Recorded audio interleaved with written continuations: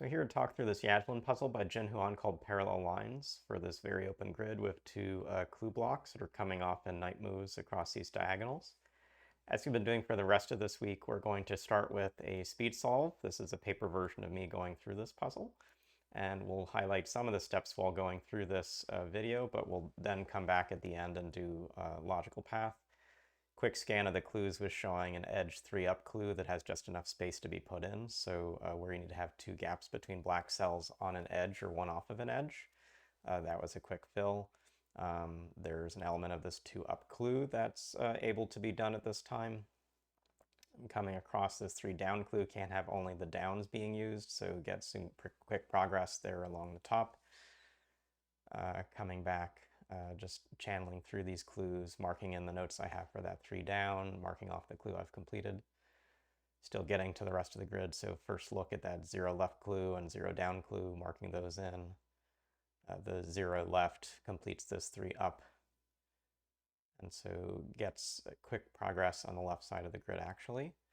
And the lower left has domino tiling, so you have to go into it. You can't shade, for instance, that first column, one of those 2 cells, because then you would leave the other one stranded, and as you start to mark it in, you mark in the same loop path there. So tracking the 5 left, we have 1 more to place to fulfill that clue, but some pretty clean progress at the top. Now hitting maybe what's the first stall point of this puzzle, which is figuring out how to make some more headway along the bottom. Here there's an observation in part because of the loop ends of an issue. If we had both of those shaded cells in the bottom, we would have an incompatible way to fill in this column. So we'll come back to that. But if these 2 cells are shaded, I can't come through this path and through this path. There's an issue right in these 3 cells, so marking that black cell in was good progress. Still not giving me a lot, but it's starting to limit now the space for this 5 right clue. And so the next place I'll need to come back to is looking at that and seeing that I can't, for instance, have 3 on the left side of the grid. So I'm going to have X's across the right side of the grid. So we'll see if I make that observation soon. About 2 minutes in and good progress through the grid. I'm looking at some of these cells that can't be shaded because they'll cause issues, like the 2 up clue doesn't work with that 1 down clue if the cells I was just staring at aren't shaded together. So those 2 in white are helpful to note. They might actually give me, it looks like there's an either or set. I'm going to have to be the left side for those clues down in the bottom rows as well as the right side for the other clue. I'm now starting to look across that 5 right row, which should be helpful.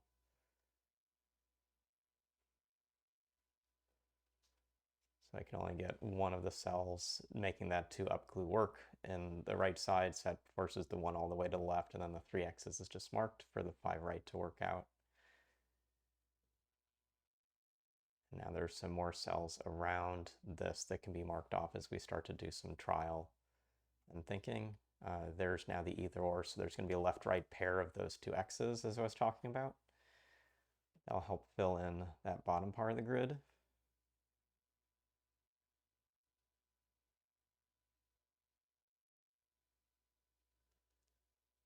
You can see me sort of sketch mentally the 2 paths there. Both of them actually look valid still, so I'm not yet using those paths to cause issues. There is something I can start to do soon though, which is look actually at the loop end counts, and we'll see this as I get to my logical solving path of the video.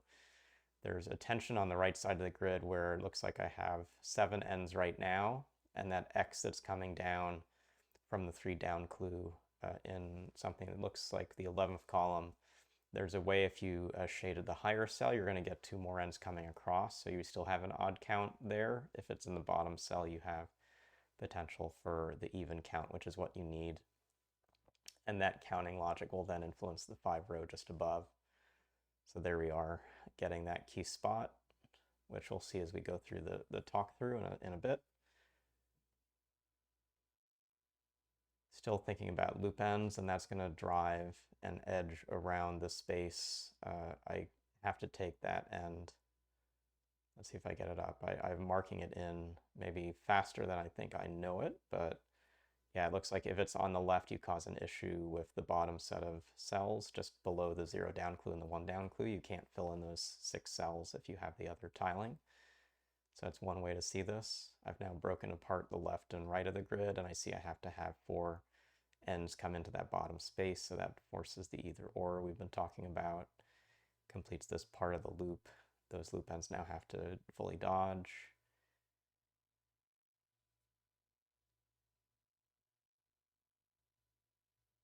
That division gives us 2 more cells along the top. Loop ends still need to dodge, and these clues have to be completed, so that's finishing the 2 up clue that's coming to the grid, and I need to finish that 2 left clue.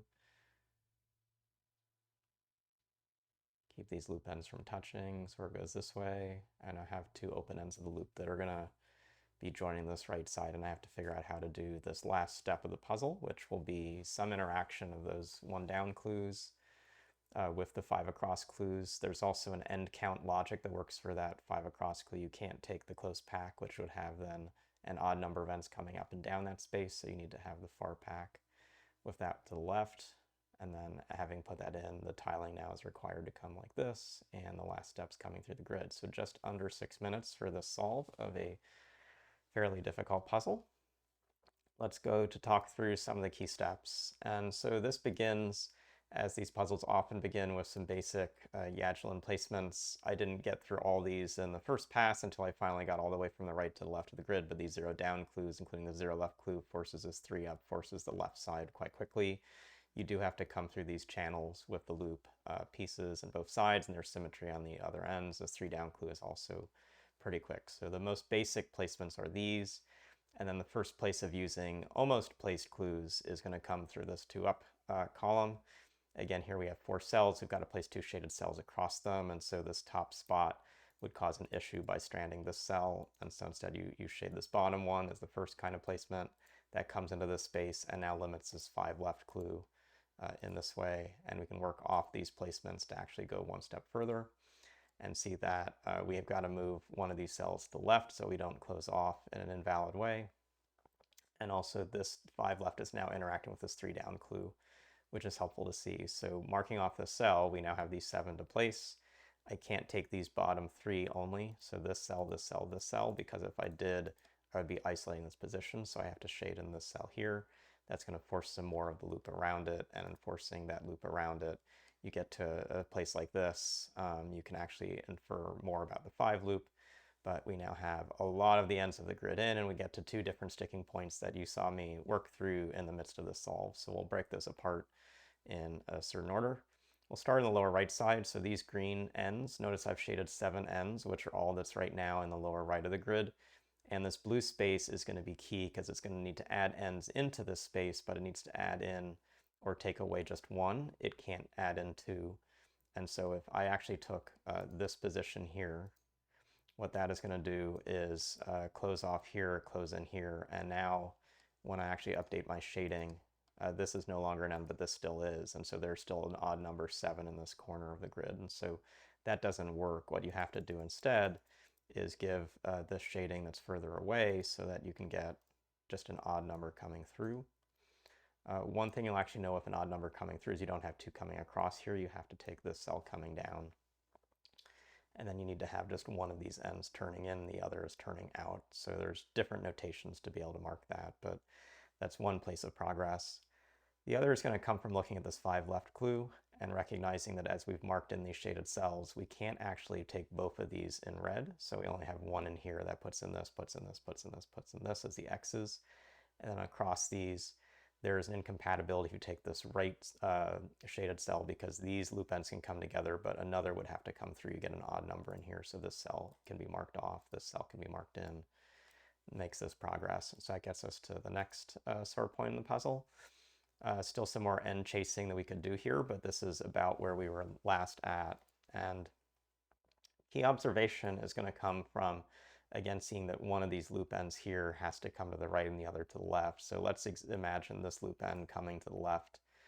Where are we getting another end here that's going to come out of the grid? That doesn't work. So there's a border in the cell that I've shaded in pink, and that means that there's actually some key constraints in this cell. First, it can't be shaded because it's not visited from the side. If it's shaded, this is the shading pattern, that's no good. And knowing that it's taken by some cell, we can say, well, what would happen if it is taken just from these cells below?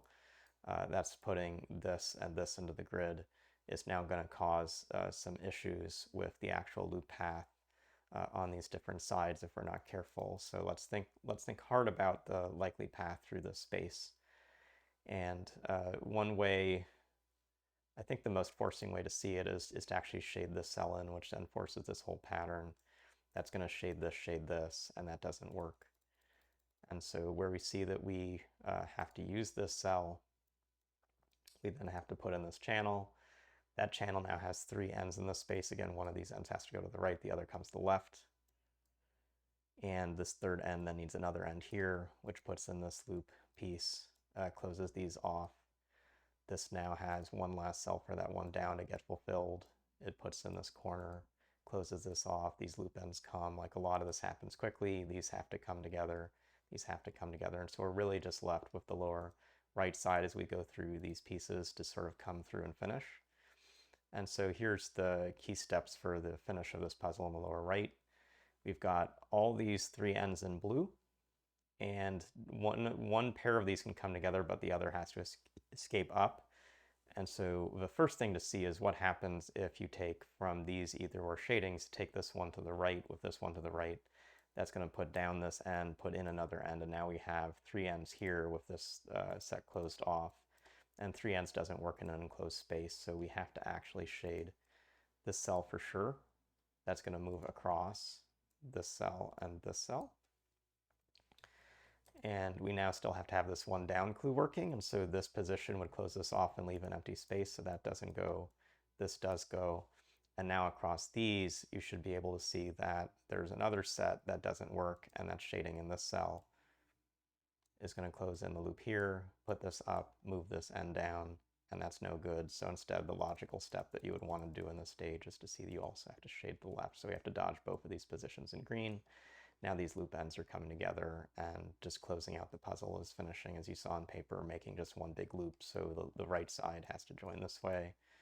These ends have to still stay dodging to join over to here, and you get to the final loop as shown in the video. So thanks for watching this longer than usual solving walkthrough. Hopefully you got some different feels for the break-in points for the puzzle, both by seeing how I encountered them through my blind solve and then how I was trying to talk through them through the stages of the solve that we would work through in the video. Thanks, and we'll see you again soon.